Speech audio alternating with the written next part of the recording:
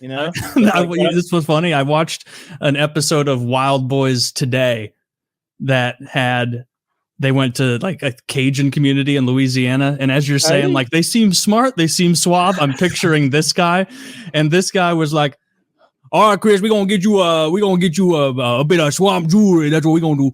And then they like had Chris Pontius standing there with his shirt off, and they took a crab and they put one pincer on each nipple and like let it hang from his chest. And the Cajun guy's like, oh yeah, that's a deep down swamp jewelry right there. That was good. That feel good to you? Or is it hurt? And like it's like in like a goofy ass accent. And I'm like, man, full Gullah accent. These strong. People are fucking hilarious. Love it. It's the French good show. Sort of mixed with the redneck thing that I enjoy. I like a good Cajun chef. I like those YouTube videos. I like that. Did you watch the guy I recommended like a year ago who does those big old pot with all the crawdad, the crawfish? We're gonna make it tasty. Or it's gonna be the best thing. I watched like 5 YouTubers that would be described in that manner. All right, y'all. We're about to boil a couple of sacks of crawfish. Let's go. Simple. Take your sack of crawfish, throw it in your ice chest, y'all. Go ahead on, mix them all up, do it 2 or 3 times so the water's clean. Burn the water with my seasoning, y'all. Cut 10 onions in half. 1 stalk of celery, y'all. Go ahead and cut 10 lemons. 1 cup of lemon juice. Both in there with the potatoes. Whole bag of that garlic. All right, y'all, the boil boss paddle's got a thermometer on it, so we're gonna let it get 200 degrees, let your potatoes cook 10 minutes. Pop and boiling for 10 minutes with your potatoes, go ahead and add them crawfish in. The crawfish been boiling 2 minutes, go ahead on, add your mushrooms, your corn, and your sausage at that point. All right, y'all, after everything been boiling there for 3 minutes, go ahead and shut it down. Hook your boil boss up, bring it down to 160 degrees. Let them soak for 15 minutes, y'all. Y'all, me and my boy Parker, we're gonna go ahead and get them crawfish out of there, y'all. Check it out. Yeah, well, that you like need subtitles almost. I've been watching this black guy fry chicken, and he's got like a medieval apparatus to lower the amount that he drops. I'm talking, he's cooking like 30 pounds of chicken laid out on this. It looks like a steel grate that you could lay a body on. And he starts turning an old timey iron wheel. It's like, and like 4 chains lower this giant metal flatbed down into oil. And look at all that color. Look at all that color we're getting right there. That's that good color. Oh, that sounds good. I love fried chicken. I don't think there's anyone on earth who dislikes fried chicken other than vegans. And that's not dislike. That's just like them throwing a fucking tantrum. It's an aversion. They're just being whiners about it. Yeah, fried chicken. I was like, I keep forgetting all these streaming services I've signed up for. And so like I'll click on one to find something and I'm like, oh fuck, how long have I been paying for this? And like I found Wildboyz, and like you guys are all probably a little too old for it, maybe like barely. I was meaning for like prime, like middle school and high school age was like Viva La Bam and Wildboyz. See, I was a grown man, so I had cable. So you saw all of it. I love Jackass so much. It was a big part of like my 13 or 14, 15-year-old like formative years. I made my own Jackass video for a school project. Like I was really into the show and a fan of all those guys. So later on, when they each made their individual shows, I had some brand loyalty for Bam. You know, I wanted to go watch his show with his weird, creepy pedophile. Turned out to be a pedophile uncle. Remember that creepy guy? Don Vito. Don Vito turned out. He died, and they're like, you know what? This guy was like being creepy with little kids, and it's like, yeah, checks out. 100%. It checks out. Gross. Have you seen Don Vito? He always had one eye on the children. He only. It's because he had a really bad lazy eye. Yeah, one eye, pop-eyed over there. But I was watching Wildboyz today and like seeing drugged up Steve-O. Like I'm so glad Steve-O's sober and his life has improved. 2 thumbs up to Steve-O for that. That's wonderful. But like seeing him like fucked up doing the old stunts is so much better than any new Jackass. That he was like there. This is Wildboyz. Yeah, that's Don Vito with the lazy eye. But he was like running around. Can you imagine trying to lure a child looking like that? What a hard life. Oh, that's tough. That's on hard difficulty. Without the internet, really. Yeah. With that, oh my God. I bet he leaned on that Bam fan. But Steve-O and Chris, like they would often like go meet tribesmen. And it wasn't that like well structured. They'd be like, all right, we're here hanging out with the Magubi tribe in Kenya. And like literally he went and hung out with these Kenyans and he's like, these guys have the best game ever. You go to this giant beehive in the ground and then they'll like go catch a bee and then run up and sting you with it. and so like it was just showing the cameraman and then like some African guy who's just like that's his tribe, like sneaking up behind the cameraman with bees to like sting him. And they're like, "Oh fuck, man!" And they're just cracking up laughing. It's like, man, diversity. Yeah, that was the early days of MTV reality were. That's what made reality TV what it became. It all became fake and nonsense. But I remember Breaking Bonaducci was the first reality show I saw that was like real life, because Danny Bonaducci just happened to be going through like a life-altering divorce, and also reconciling with the fact that he's not a movie star anymore, while in the bottom phases of alcoholism. There's a scene where he chugs an entire bottle of Absolute vodka and then skateboards into like traffic. And do you think it was real vodka? Yeah. I thought it was all real. I think he got arrested on the show. Like he was getting in legal trouble. He was going crazy. He was always screaming. And this is like maybe 2000, 2001. That and the Osbournes. That was one of the OG. Seeing Ozzy Osbourne and his family go through all the nonsense, like that was fucking cool. And Flavor of Love. I didn't watch that one. So glad you said Flavor of Love. When I was working in Atlanta, all my coworkers were black. All of them were black except for like one guy. And so I'd go to their house parties, not really parties, but just like hangouts after work where we drink and smoke and chill. And we would watch that shit religiously. If we'd either be playing some like NBA 2K game. Was it a dating show? What is Flavor of Love? It was a dating show featuring Flavor Flav. And the prize was a relationship with Flavor Flav. Every week they did this? No. You there were several seasons. It didn't last. Yeah. Oh. So you eliminate women as you go.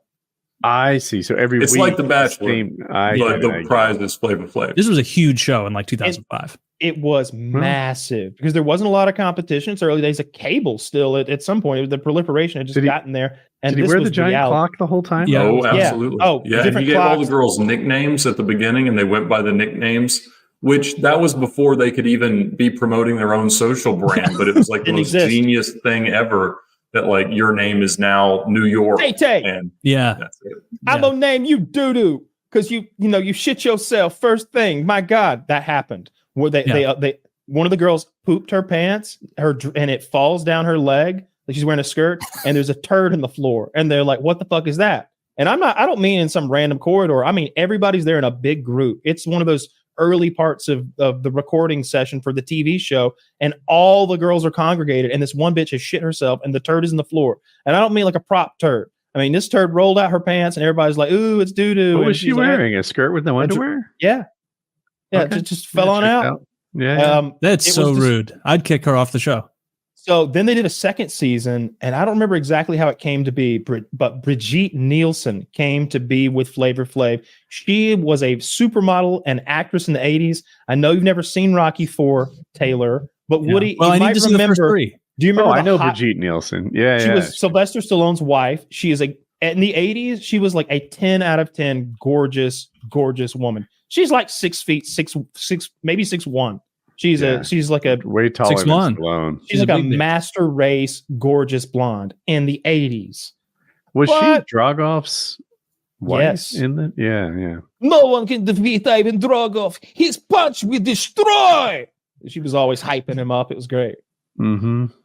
Yeah. She ended up somehow involved with the Flavor Flav reality show, and they like got together, and maybe it might have been the third season, and it became Brigitte and Flavor Flav, and they sort of traveled the world in love. Like they would be in bathtubs together, and the juxtaposition between this 50-something-year-old 6'1" blonde woman naked in a bathtub with this 5-foot-tall troll man wearing a clock and a bubble bath was hilarious. And it went on for I don't know how many seasons they did of him doing his dating show, and then him and Brigitte. But it went on for far too long. Yeah, right. 2006 to 2008 was the Flavor of Love run. I never liked that. Those were really the templates that are now followed by most social media content creators. Is just what would you do if you were allowed to do whatever you want? And the template that we had was Bam Margera, and to me, it's wild. Just how they figured out, like, we just give these guys $250,000 worth of production budget a week, see what happens, and see it. Then they somehow don't die. Yeah. But it was a wild thing to watch as a very impressionable mind. Oh yeah, I think every young boy who was in middle school, high school, whatever, when those shows were coming out, had the urge to be like, I want to do this too. I want to jump off a roof in a shopping cart or whatever the fuck silly thing. And then we didn't ever end up making, like, I'd think that, and then I'd watch more of it. I'd be like, man, these guys are like getting really hurt. Like, I didn't know. See, it's even worse because I didn't have any way to edit. I had this like it was my teacher's camera. You're making long form jackass content. Well, no, I would like do a thing, and then I'd stop recording, and then I would like do another thing, and they were like back. All the things were like, and they had intros and outros. Like, you know, I'd be like, all right, this is bush jumping, and then I'd jump into a fucking bush. And it was like, all right, this is the the office chair. And I was like tied to an office chair going down a driveway. And it was like, this is the electric fence. And I'd get zapped by the electric fence or whatever. And I made this whole video. And like, I guess 10th grade or something like that. How did were any of them good? Yeah, were any of them good? Were they all like a little? You're not exactly bam. Like, this is curb jumping. It's just Oh, I just completely copied the jackass. I'm all in a bush now. I just completely copied the jackass. You're just like Steve-O. You jump in a bush and then you're like, bleh, bleh, just start throwing up. I got pretty fucked up. I rode a bicycle down a dangerous hill, like a silly. Yeah. I mean, I was really, I really wanted an A, I guess. And I didn't want everybody to make fun of my video, you know, when I did my presentation and everything.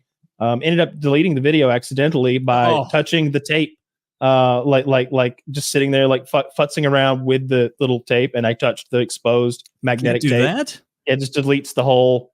That deletes the whole thing. I would have guessed it. Just... Not only that, broke her camera. Somehow broke her camera. So I returned her like $800 camcorder in 2001, and she was like, "This is my personal camcorder, Kyle. What have you done?" And I was like, "Why did you loan it to me? I'm come on, like why would you knew loan this was the risk you took? I'm an irresponsible person. Yeah, I told you I was going to do I just Jackass. wasn't trained on camera operation. I don't know what happened to it. I didn't do any fucking thing. I really didn't. I was careful with the camera, but it was destroyed. Did you watch Wildboyz also, or just the Jackass stuff? I didn't like the Wildboyz as much because it seemed like it was a lot of painful stuff and a lot of like gross stuff, and that's never been my favorite Jackass things. I like the big form stunts. I like the shopping cart stuff. I took you for a ride one night in a shopping cart. That was literally me thinking about Jackass, thinking about sending you for a ride. You did. I don't think I launched you or anything. No, I fell out of it, but I was fine. Or no, I didn't even get knocked out. I just banged like my legs up against the front part of the cart. And I was like, man, this guy plays for keeps in the parking lot. I was like, it was like 8 hours into meeting Kyle, and he's like, hop in. And I'm like, all right. Here we go. I remember being in the cart and being like, he's going faster than I thought he'd get going. Long strides. Getting that speed. Yeah. That might have happened. I can appreciate I like the sillier stunts more than the like over the top painful ones. But I like just sometimes the total lack of creativity of Wildboyz, where it's like, we're here with the coconut crab. What are we gonna do, Chris? And they're like both like clearly just fucked up. And they're like, we're gonna put it on your ass, Steve-O. Hey, why do they call it the coconut crab? And someone's like, it is because it can crush a coconut with its claw. It's like, all right, put it on Steve-O's ass. And then he's like just crying there. He said he regrets a lot of the animal stuff, that he wouldn't do it now. You know, the stuff they did with all sorts of animals. They did multiple seasons of that shit. Yeah. I do like that. They're all so old now. I saw Johnny Knoxville the other day. Johnny Knoxville the other day. He's so old. He looks 70. Like he's 53. I checked it earlier today. Does he? I had it on TV. I always thought those guys aged pretty well, especially Steve-O. Find me a really recent photo of Steve-O's got kind of a slick shaved look where he could be any age. He's just kind of gross looking, but Johnny was a handsome guy at one point. He just he went like stark white hair. Yeah, well, he stopped dyeing it during the pandemic while they were filming the last Jackass movie. So he abruptly showed up gray, and it was shocking because he'd been black hair for so long. And yeah, what happens? There you go. wow. It's a good look though. Yeah, it He works. looks good. I mean, He just I'm doesn't hoping look that- young. Steve-O on the right looks young to my eye. Right? Oh yeah, Those he looks 18 veneers years are old. doing a With lot the for veneers, absolutely. Veneers are doing a lot for him. That I makes think it's because sense. they busted out so many of his real teeth. Who the hell is the Also, guy on the left? he's fit. Like They added a lot of people. I guess they had to. A lot of these guys. Man, Preston looks old. He's the fat one. Oh, absolutely. Yes. Wow. Oh, Where's Wee Man at? He's still alive, right? He's still alive. he's out of Did they, frame. does their kind He's live for, there. does their kind live for longer than us, or like how does that work? I don't think Ageless. it works that way. Yeah. Is it like dog years? Is it like dog ears? You're getting My old, little hair fella. is graying from the back. So like the front of it's really dark, but the back of it is like totally white. And so people, when we do VinWiki stories, I sit in a chair and stare at a camera in the dark, and I look very dark headed. But people see me in person, and they're shocked at how old I look, and they are not good at not saying that. So I hear it sort of every day, and it's fun. You're like, yeah, thank you. Yeah, that sounds thanks. great. Dude, My going hair, gray is weird. my gray hair, almost all of it is right above my ears, like the silver streak, and it's completely hidden with my headset on camera. I feel like people have no idea I'm graying, but I am. You're pulling it off. That's it. I'm not trying to pull it off. I feel like I'm gonna get exposed as gray haired or something. But No, you like going gray on the sides. Nothing wrong with that. It looks good. Like I'm it happy does. with my hair. I got lucky Yeah. with hair.